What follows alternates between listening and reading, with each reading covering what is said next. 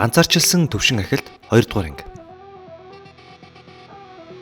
2 дугаар анги маань жинбүү нөгөө баавгануудыг ялсныхаа дараа тэднийг нөгөө гайхалтай үгээ буюу Окиг. Erais гэх үгийг хэлж сүүдрийн армийнхаа тоог нэмж байгаагаар эхэлнэ. Мөн Игрисийн ялсан баавгануудын ахлагч мөн түүний сүүдрийн армийн нэг хэсэг болсон байлаа. Данжинд нэг өдөр болоход гадаах орчид ердөө 1 цаг болсон байх ба. Тэд аль хэдийн данжинд 3 хонсон байлаа. Хуан Доксо Сун Жинвүүг аль хэдийн үгсэн байх. Дэмий ирсэн хэрэг боллоо гэд буцах гэж байснаа. Яагаад ер нь цагаан бар бүлгийх биш вэж тэр танаас салаатай цуг орсон юм гэд сэжгэлдэг. Харин өнөөх гяндан хариуцж байсан менежер залуу Сун Жинвүүг өөрийнх нь танил Си зэрэглийн гяндан үзэх хүсэлтэй байсан тул оруулсан гэдгээ хэлв. Гэтэл гинэт Хуан Доксо маш хурдан ирж өнөөх менежер залууг боож агаарт өргөн зүгээр өнгөрөх юм биш. Чи юу ч олсон юм билээ хэмээн уурлана. Гэтэл цагаан бар бүлгийн толгойлогч Эс зэрэглийн ангууч Бекёнхо ирж түүнийг болиулан тэр хоёрын авраа мөргөлдөж эхэлнэ. Мөн Бекёнхо хувирсан байх ба тэр хоёр тулалдаж эхэлдэг. Ингээд эцэн солигдож данжин доторх руу шилжих бөгөөд нөгөө Кимчул мөсөн эльфүүдээс зугтаж чадсан байх ба цагаан баавганууд гарч ирэхгүй байна гэж бодон явтал урд нь Сун Жинвүүгийн алсан цагаан баавгануудын цогцос байхыг хараад тэднийг ялсанд итгэж чадахгүй зогсно. Ингээд ахин эцэн солигдож манай хоёр эс зэрэглийн ангуучдын гарыг ангуучдын холбооны Вүүжинчол зогсоосон байлаа. Тэр хоёрыг хүчээ дарсан тул гар нь хугарсангүй хэмээн даруухан цагнана. Вүүжинчол би түүнийг 2 сарын өмнө өөрийн биеэр шалгасан. Гарцаагүй ий зэрэглэл. Хуан Донсо ангууч мангасуудтай тулалдаад өгсөн гэж нотлогдсон хэмээхэд Хуан Доксо үүнийг хүлээн зөвшөөрөхгүй байх ба Юужийн барилгын баян бацаан л алсан байлгүй гэхэд Вүүжинчол тэгээд яагаад сун ангуучийн араас ирсэн юм бэ гэв. Харин хариуд нь Хуан Доксо зүгээр л хүн алах шалтак хэмээдэг. Харин манай нөгөө гяндан хариуцж байсан менежер залуу сун ангуучийн гайхалтайг нь би мэднэ. Түүнийг заавал амьд гарч ирнэ хэмээн бодсоор үлддэг. Ингээд гяндан дотор Кимчул манай Жинвүүтэй хамт явсан хэдийн цайлаад сууж байгааг хараад муухай царилжсан зогсож байна. Уур нь хурж байж ядан байлаа. Хэрэгтэй зүйлсийг бүгдийг нь авч явсан. Хоол хүнс, дулаан хувцас бүгдийг нь ий зэрэглэлийнхний багт орсон эмэгтэйг авч явсан хэмээн уурлаж тэдэн лөө ойртно. Ингээд илдээ суглан Сун Жинвүүг буруутгаж 3 тоолохын дотор хил хэмээн явсаар 3 гэж тоолоход сун ангууч түүний толгойроо цохин нисгэж орхино. Сун ангууч түүнийг гайтай юмнууд чирч ирж байх юм гээд авраач нь хит мэдрэгдээд байна. Өөрсдийгөө харуул гэхэд нөгөө мөсөн эльф юу гэж түүнийг зүгээр зүгтаалгасан байх вэ? Хойноос нь даган ирсэн байлаа. Эльфүүдийн босс болон сун ангууч хоёр хоорондоо ярилцахад эльфүүдийн ахлагч манай ий зэрэглэлийнхний багийнхан бүр болоогүй Сун Жинвүү хүртэл өөрөө ч гайхаж байлаа. Учир нь гяндангийн оршин суугчдын хэл нь хүний хэлнээс өөр болохоор тэр. Эхний ангид хүмүүс рүү харвсан хоёр эльфүүд Сун Жинвүүгийн талаар өөрийн босст хэлсэн байх ба. Энэ тухайгаа Сун Жинвүүд хэлж байтал Сун Жинвүү маш хурдан хөдлөөд нөгөө хэлсэн эльфийн толгойг тасдчихв. Ингээд эльфүүдийн удирдагч болон сун ангууч хоёрын тулаан ерөнхийдөө эхэллээ.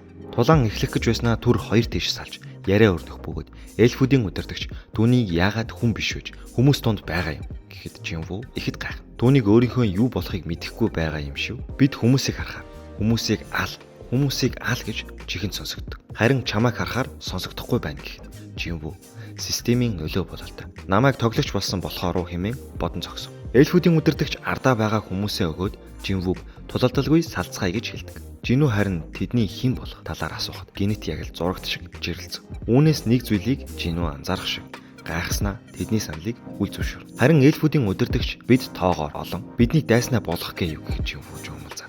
Өөрийн сүүдрийн армийг гаргаж ирдэг. Ингээд сун ангуучийн сүүдрийн арми болон мөсөн эльфүүдийн тулаан эхэлнэ. Манай Жинвүүтэй хамт явсан 3 завшааныг ашиглан зугтаж байлаа. Үүнийг харсан эльфүүд яг хойноос нь дөнгөж харавтал сун ангууч агаарт дөнгөж гарсан сумыг нь барьж аван хормын төдий тэр урыг хэдэн хэсэг болгож өг. Ингээд тулааны дүгнэлт хийж байтал эльфүүдийн удирдагч түн рүү ирэн өөрийн нэрийг хэлж албан ёсоор халз тулаан эхлэв. Тэр хоёрын тулаан голцоо сэлмийн эрдэн болон хурд хүчний тулаан байлаа. Жинүүгийн хувьд түүнээс хурдаараа тийм ч хол дутгааргүйч хүчний хувьд эльфүүдийн удирдагч арай илүү байлаа. Жинүү түүнийг гиндүүлж байгаад сүүдрийн шидэднүүдэрээ дээрээс нь галт бөмбөг унгав. Харин энэ үед Кимчул ухаан орж сун ангууч руу элдэ барин дайрна. Харин урд хэсгээс галт бөмбөгийн дундаас эльфүүдийн удирдагч дайрах ба яг голт нь сун ангууч зогсож байлаа. Гинэт цас манарлаа. Эльфүүдийн удирдагч буюу Валка ийм хин ямаар намайг аргалахгүй шүүгээд тоолгүй дайртал. Түүний хараагүй сүүдрийн цэрэг гараад ирэв.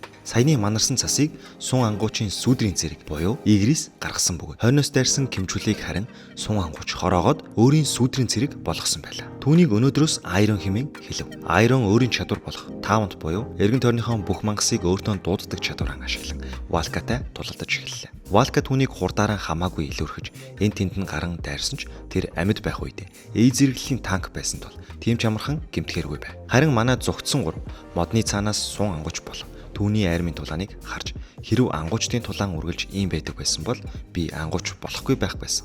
Энэ арай зүүд биш байгаа гэх зэргээр ярилцсан зогсож байлаа. Валка зөвхөн Айронтой тулалдах нь хангалтгүй байна хэмээн хэлж Жинүүг Игрисийн хамт дуудан тулалдъя гэхэд тэр хоёр ч мөн нэмэгдэн дайрч эхэллээ. Тэр хоёр түүнтэй тулалдан ширүүн байх хооронд Айрон ахин нэг удаа таунтаа ашиглан Валкаг өөртөө тат.